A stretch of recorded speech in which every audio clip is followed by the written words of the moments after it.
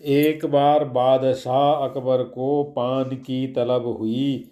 उन्होंने अपने एक खास पान वाले को पान लगाने के लिए कहा। उसने पान बादशाह को दे दिया। बादशाह ने चुपचाप पान खाया और उस पान वाले को अगले दिन आधा किलो चूना दरबार में लेकर आने को कहा। वह नहीं जानता था कि बादशाह ने उसे ऐसा क्यों कहा।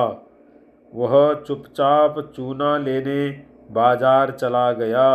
उसने दुकानदार से आधा किलो चूना मांगा।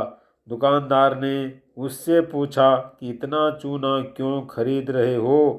उसने बताया कि किस तरह उसने बादशाह को पान दिया था। दुकानदार को समझते देर न लगी कि कुछ गड़बड़ है।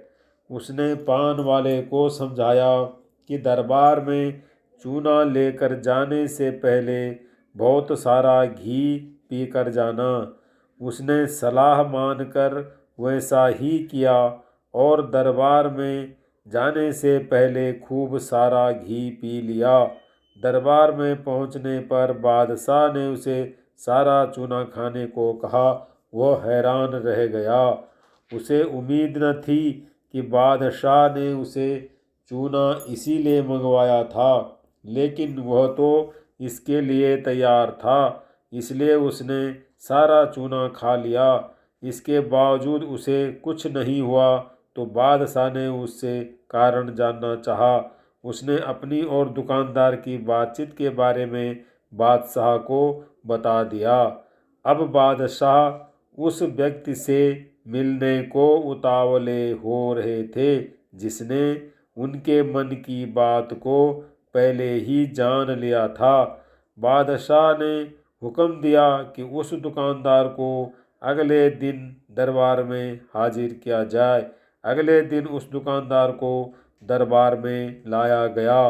बादशाह ने उससे पूछा कि वह उनके मन की बात को कैसे समझ गया।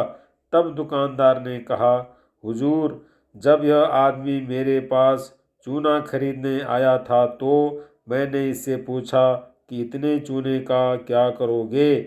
मुझे इसने बताया कि इसने आपको पान बनाकर खिलाया और फिर आपने उसे चूना लाने का हुक्म दिया।